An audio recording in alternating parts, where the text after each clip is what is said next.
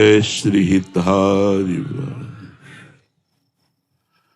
शास्त्रों में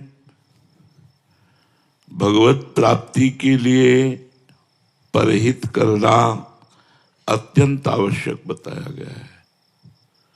परहित, दूसरों का उपकार करना, इसमें सबसे बड़ा परहित है हम किसी अभक्त को भक्त बना दें। जो नाम जप नहीं करता, चाहे हमारा रिश्तेदार हो, चाहे मित्र हो या समाज का कोई व्यक्ति हो, यदि हम उससे दोस्ती करके उसको नाम जप करना, ये बड़ा भारी हित है। इससे बड़ा हित नहीं होगा। यदि वो नाम जापक नहीं है, हमारी बात नहीं मानता है और दुष्ट स्वभाव से चलता है, सुनना भी नहीं चाहता, भगवान का नाम सुनना भी नहीं चाहता, तो तजिए ताहि कोटि बैरीशम यद्यपि परम स्नेही जाके प्रिय न राम वैदेही। नाते नेह राम के मनियत सुहृद सुसेव्य जहां लो, अंजन कहाँ आंख जब फूटे बहु तक कहो कहा लो। वो स्वामी तुलसीदास जी कहते हैं, यदि हमने भगवत विहीन जीवन व्यतीत करने वालों का संग किया, तो जैसे आंख में अंजन लगाओ, आंख फूट जाए तो फायदा क्या हुआ? नुकसान ही तो हुआ। ऐसे ही भगवत विहीन लोगों का संग नुकसानप्रद है। हमें चाहिए जो हमारी बात माने, नाम जप करे, थोड़ा मानवता लावे। परहित की बात, परहित कई प्रकार का होता है। जैसे किसी बीमार को औषधि दे देना, भूखे को भोजन दे देना, सर्दी में वस्त्र दे देना, समस्या में पड़े हुए व्यक्ति की समस्या का निदान करना, पर यह सब साधारण परहित है।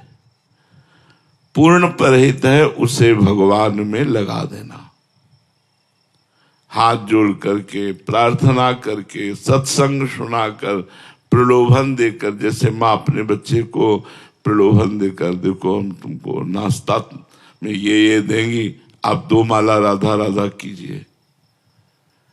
ऐसे किसी भी तरह से हम किसी को जो हमारी बात माने नाम में लगा दें, इससे बड़ा परहित नहीं होता और इससे बड़ा लाभ नहीं मिलता। जैसे हमने 2 को नाम में लगाया, वो नाम जपने लगे, तो हमें उसका कृपा प्रसाद मिलेगा भगवान की तरफ से। बीमा कंपनी में नहीं होता, बीमा के जितने करो उधर तुम्हें, तो यही समझो कि इधर जिधर जितने को तुमने भगवान नाम में लगाया, उधर से आपके ऊपर विशेष कृपा, विशेष करुणा।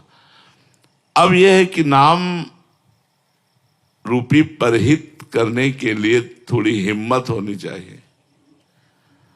वो तुम्हें गाली भी दे सकता है, बहुत उद्दंड हो तो मार भी सकता है। जैसे महाप्रभु चैतन्य देव के परिकर में नित्यानंद जी और हरिदास ठाकुर नाम दान करने के लिए, नाम प्रचार करने के लिए निकले, तो आगे देखा एक गली में लोगों ने रोका, जाना मत। क्यों? बोले बड़े राक्षस स्वभाव के 2 भाई हैं, जगाई और मधाई। ये हर समय शराब पीते रहते हैं और गालियां बकते। संतों से तो बहुत ही, आप जाना मत। तो नित्यानंद महाप्रभु ने कहा ठाकुर हरिदास जी से, क्या किया जाए? तो उनका प्रभु सच्चे अधिकारी तो यही है जो इमरजेंसी में वही भर्ती किए जाते हैं जो बहुत बीमार होते हैं। ये बिल्कुल दान के अधिकारी हैं, इनको जरूर, क्योंकि बहुत सीरियस है ये मरीज, बहुत सीरियस है, बड़े पापी है। नित्यानंद महाप्रभु ने कहा, बेकार को उलझोगे, मानो बद्र के छत्ता में ईंट मारना है, इनसे बात करना। बोले प्रभु चलते हैं। नित्यानंद महाप्रभु और ठाकुर हरिदास जी गए और भगवान नाम कीर्तन उच्चारण किया। जी ही भगवान नाम कीर्तन उच्चारण किया और राक्षस बुद्धि देखा वैष्णव, तो पानी का कलश रखा था वही उठाया मरे। नित्यानंद महाप्रभु ने कहा प्रभु आप कृपा कीजिए। तो बोले जब तुमने क्षमा कर दिया तो हम भी क्षमा करते हैं, बुलाओ दोनों भाइयों। जे ही महाप्रभु का भागवतिक तेज दोनों चरणों में गिर गए। अंततो गत्वा दोनों महाभागवत बन गए। आज भी मायापुरी नवद्वीप में उनके नाम के घाट बने हैं। जगाई मधाई जो है जगन्नाथ दास माधव दास नाम उनका रखा और महाप्रभु ने गंगा में खड़े होकर उनका पाप लिया। कहा संकल्प करो जीवन भर का पाप हम तुम्हें दान करते हैं।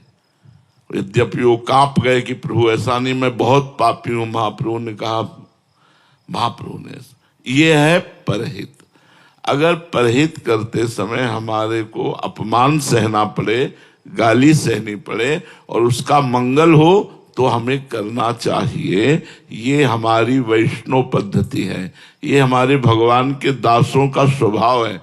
और सही पूछो तो मनुष्यता भी इसी को कहते हैं। अगर परहित की भावना नहीं, स्वार्थ की भावना है तो उसमें राक्षसी भाव जागृत होता है, जिसे आसुरी भाव कहते हैं। और जिसमें परहित की भावना होती है उसमें देवी भाव होता है। लेकिन परहित में एक चीज है, उसके बदले में कुछ चाह ना हो तो उसे परहित कहा जाएगा। परहित करके कुछ भी चाह करना वो परहित नहीं रह जाएगा। इसलिए परहित करना बहुत कठिन है। अगर परहित कर लिया तो परमार्थ बन जाएगा, आपका परमार्थ बन जाएगा। एक दिन 20-25 वर्ष की बात होगी, वृंदावन में केसी घाट में देखा तो ऐसे ही। हम कहा बाबा हम किसी योग्य नहीं है पर आपकी क्या सेवा कर सकते हैं। तो उनका यहाँ तो हमें कोई पानी देने वाला भी नहीं, पूछने वाला भी नहीं, कई दिन से भूखा पड़ा हूं। यदि आप सुदामा कुटी पहुंचा दे तो सुनते हैं वहां संत सेवा होती है, तो कम से कम भोजन पानी तो मिल जाएगा। अब वहां से पहुंचाने के लिए आदमी चाहिए, रिक्शा चाहिए, व्यवस्था चाहिए। हमारे पास कोई व्यवस्था तो थी नहीं। सब ऐसे समेटा कपड़ों से ही तो उठाया उनको। एक आध जगह उनको विश्राम दिलाया, वो क्या फिर सुदामा कुटी में जाके। तो अब संत तो संत होते हैं, दयाल होते हैं।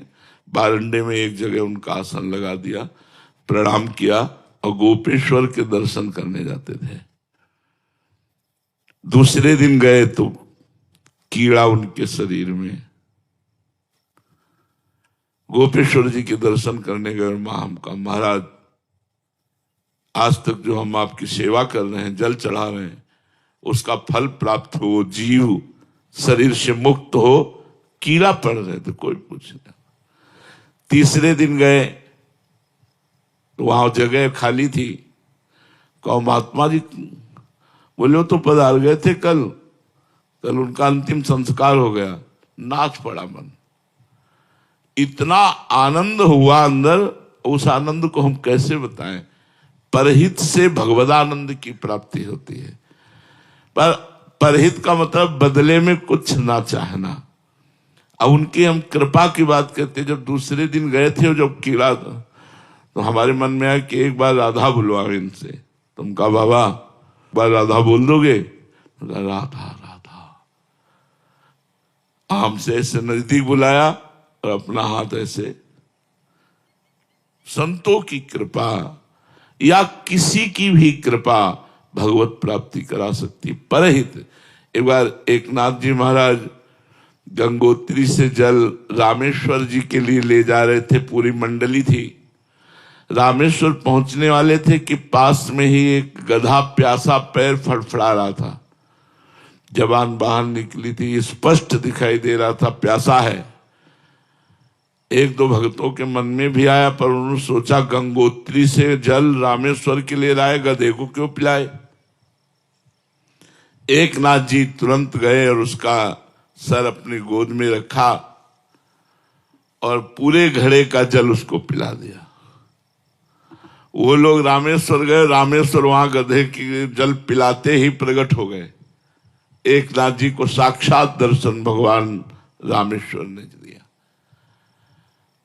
परहित पूज्य राधा बाबा अयोध्या गए तो सब कनक बिहारी के दर्शन के लिए जा रहे थे। उन्होंने रास्ते में देखा एक घोड़ा जो कौओं ने और पक्षियों ने खाया था, बीमार स्थिति में मरणासन में पड़ा था, मक्खियां भिनभिना रही थी।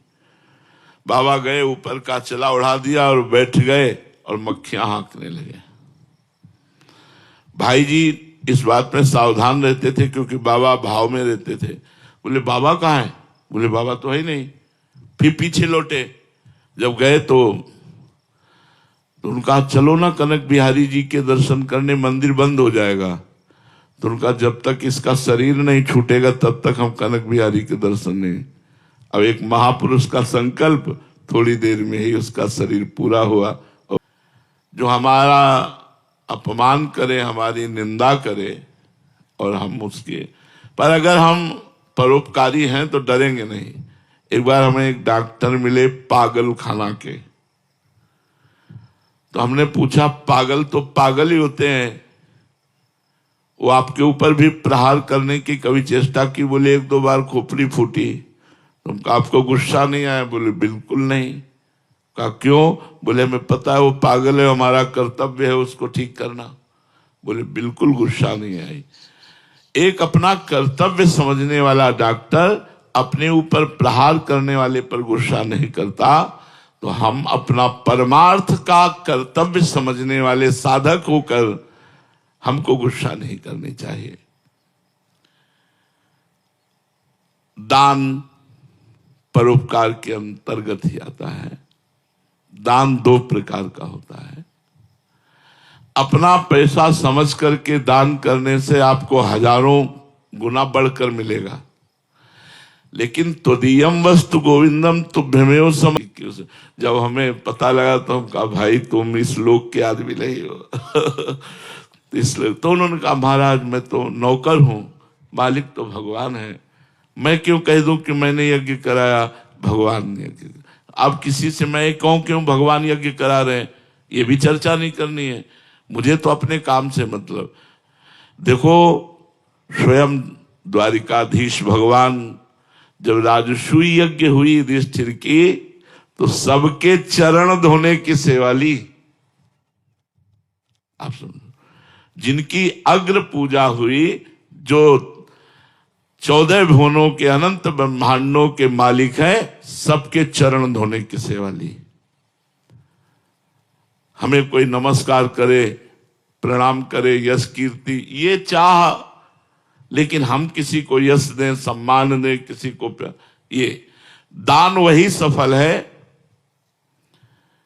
जो भगवान की वस्तु मान करके भगवान को दी जाए। तो दियम वस्तु गोविंदम तुभ्यमेव सम। अपनी वस्तु मान करके यदि आप दोगे तो वो कई गुना बढ़कर मिलेगी, पर उस भक्ति नहीं मानी जाएगी।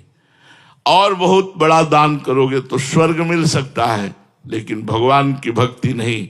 दुर्लभ है भक्ति। भक्ति को कैसे प्राप्त करें? अगर हम किसी को पानी भी पिलाएं तो पानी भगवान, जैसे तीर्थराज प्रयाग में गोता लगाने पर पाप नाश होता है, ऐसे सत्संग में जाने पर, संत को भगवत स्वरूप मानने पर, संत के दर्शन करने पर, संत के संभाषण से आप वैसे ही पवित्र होंगे जैसे गंगा यमुना सरस्वती त्रिवेणी में स्नान करने से। मुद मंगल में संत समाजू, जो जग जंगम तीर्थ राजू। चलते फिरते ये तीर्थ राज हैं संत जन। अगर संत समागम हुआ तो आप पवित्र हो गए, जैसे गंगा स्नान से, जैसे त्रिवेणी स्नान से। मानस तीर्थ, सत्य। जो अंदर चल रहा है वही बाहर बोले तो पवित्र हो जाओगे। अंदर चल रहा है कुछ, बाहर बोल रहे हो कुछ, उसे कपट कहते हैं, उसे झूठ मिथ्या कहते हैं, वो तुम्हें अपवित्र करेगा। क्षमा, कोई तुम्हें गाली दे, अपमान करे, तुम क्षमा कर दो तो तुम पवित्र हो जाओगे। इंद्रिय निग्रह, अच्छे अच्छे पदार्थ खाने की जो तुम्हें लालसा है वो दूसरे गरीबों को पवा दो तो तुम ऐसे पवित्र हो जाओगे जैसे गंगा स्नान से। मनोनिग्रह, मन को भोगों से हटाकर भगवान के नाम में लगाने से आप परम पवित्र हो जाएंगे। तपस्या, अंदर आए हुए काम, क्रोध, लोभ, मोह, मद, मत्सर, इनके वेगों को सह जाना तपस्या कहते हैं। यदि सह गए तो ये मानस तीर्थ है, इनसे आप पवित्र हो जाओगे। जंगम तीर्थ साधु महात्मा, मानस तीर्थ ये, और स्थावर तीर्थ ये जैसे काशी है, उज्जैन, महाकाल, ऋषिकेश, हरिद्वार, गंगा, यमुना, जितने ये सब स्थावर तीर्थ हैं। प्रयाग, पुष्कर, नैमिषारण्य, कुरुक्षेत्र, द्वारिका, उज्जैन, अयोध्या, मथुरा, हरिद्वार और द्वारिकापुरी, काशीपुरी, कांचीपुरी, बद्रिकाश्रम, श्रीशैल, सिंधु सागर, सेतुबंध, रामेश्वर, गंगा सागर, गंगा, यमुना, सरस्वती, गोदावरी, गोमती, नर्मदा, सरयू, कावेरी, मंदाकिनी, कृष्णा, ये सब स्थावर तीर्थ हैं। इन तीनों तीर्थों में स्नान करने वाला भगवत प्राप्ति के योग्य हो जाता है। जो स्थावर, मानस और जंगम तीनों तीर्थों का अवगाहन करता है वो परम पवित्र होकर भगवान के धाम के जाने के योग्य हो जाता है। भगवान के स्वरूप का साक्षात्कार किए हुए जहां महात्मा निवास करते हैं वो सबसे बड़ा तीर्थ होता है, क्योंकि तीर्थों को भी तीर्थत्व प्रदान करने की सामर्थ्य महात्माओं में होती। तीर्थी कुर्वन्ति तीर्थानि। अगर भगवत प्रेमी महात्मा किसी तीर्थ में पहुंच जाता है तो तीर्थ निष्पाप हो जाता है। तो जिस क्षेत्र में कहीं भगवत प्रेमी भजनानंदी महात्मा निवास करते हो वो सबसे बड़ा तीर्थ है, वहां जाना चाहिए, वहां की रज माथे पे लगानी चाहिए, दर्शन करना चाहिए। अगर कहीं उनके उपदेश सुनने को मिल जाए तो अपने जीवन में धारण करना चाहिए। तो तीन प्रकार के तीर्थों के अवगाहन से भगवत प्राप्ति निश्चित है। पर यदि इसे सकाम कर लिया जाए तो भगवत प्राप्ति नहीं होगी। सकामता, गंगा स्नान करके कोई कामना करना, तीर्थ स्नान करके कोई कामना करना, संत संग करके कोई कामना करना, ये कामना भगवत प्राप्ति में बाधक है। तीर्थ सेवन यदि आप विशेष करें और कामना न करें तो आप में एक शक्ति जागृत होगी जिसे अध्यात्म शक्ति कहते हैं, और वो आपसे डट के भजन कराएगी और भजन से भगवत प्रेम और भगवत प्राप्ति मोक्ष आदि हो जाएगी। जैसे तीर्थ पतित पावन है, उससे बढ़कर पतित पावन भगवान का नाम है। अगर कोई तीर्थ न कर पाओ, कोई दान न कर पाओ, कोई परोपकार न कर पाओ और राधा राधा जपो तो सब कुछ हो जाएगा। कृष्ण कृष्ण जपो सब कुछ हो जाएगा। तो जो तीर्थ कर पावे, परोपकार कर पावे, दान कर पावे, तपस्या कर पावे, अच्छी बात है। जिससे कुछ नहीं होता, बस नाम जप करो, नाम जप करने से सब कुछ हो जाएगा। सब तीर्थों का फल, सब शास्त्रों का स्वाध्याय का फल, यज्ञ का, तपस्या का, दान का, परोपकार का, सब फल नाम में समाया हुआ है।